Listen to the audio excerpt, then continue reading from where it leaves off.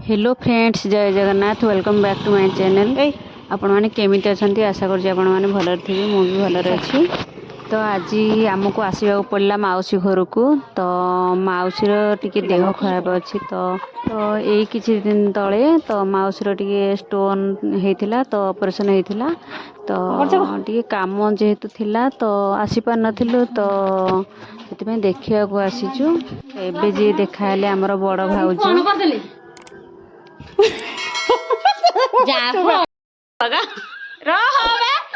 जेहेतु भाउज मो एका क्लासमेट तो से एमती खुशी मजा करूँ। तो से सब बेले भी मो सहित खुशी मजा एमती करती। तो ये हूँ मो बड़ मौसी। तो आपण मैंने जदि चैनल नुआ अच्छी ताले लाइक शेयर सब्सक्राइब करने फल मुझे वीडियो अपलोड करी आपण मानक पाखरे सर्वप्रथमे पहुँची जीवो। तो ये जी देउचंती ठंडा। तो ये होचंती हमर सान भाउज। तो तांको पुओ से ये होची हमर बड़ भाउजंको बड़ झियो। तो एबे स्कूल रू आसीगला। एडा मो भाई झियो हस लागि।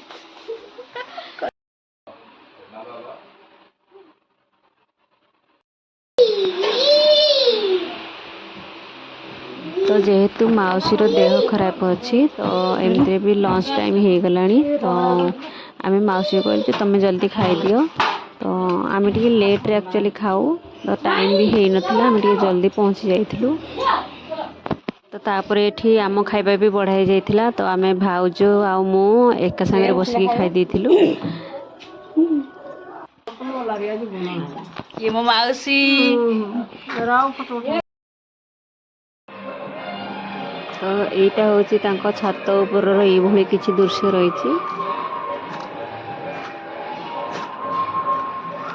तो आज जेहेतु दोल पूर्णिमा थिला तो गाँ को ठाकुर आसती।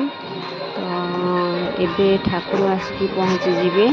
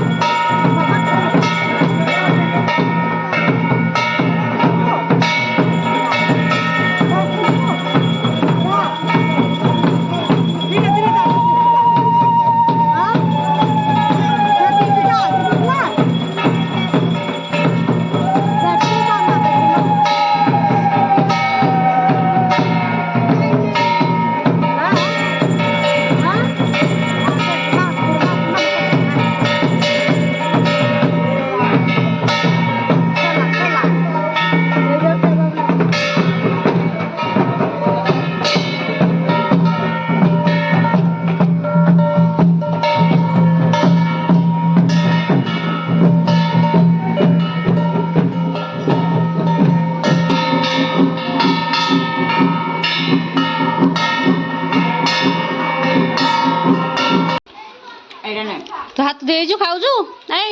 तो ये पुओटी हूँ सान भाउजंकर पुओ जे दौड़ी की पड़ोसी।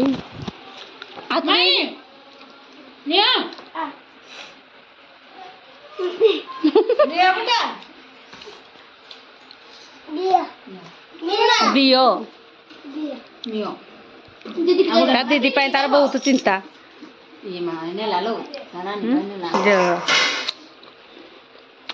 जनक आमर बड़ भाउज जनक सान भाउज।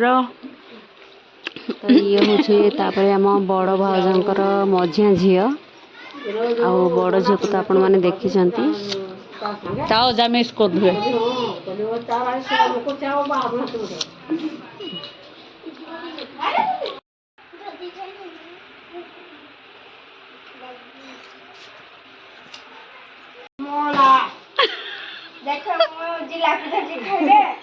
जिलापी धरिकी खाइब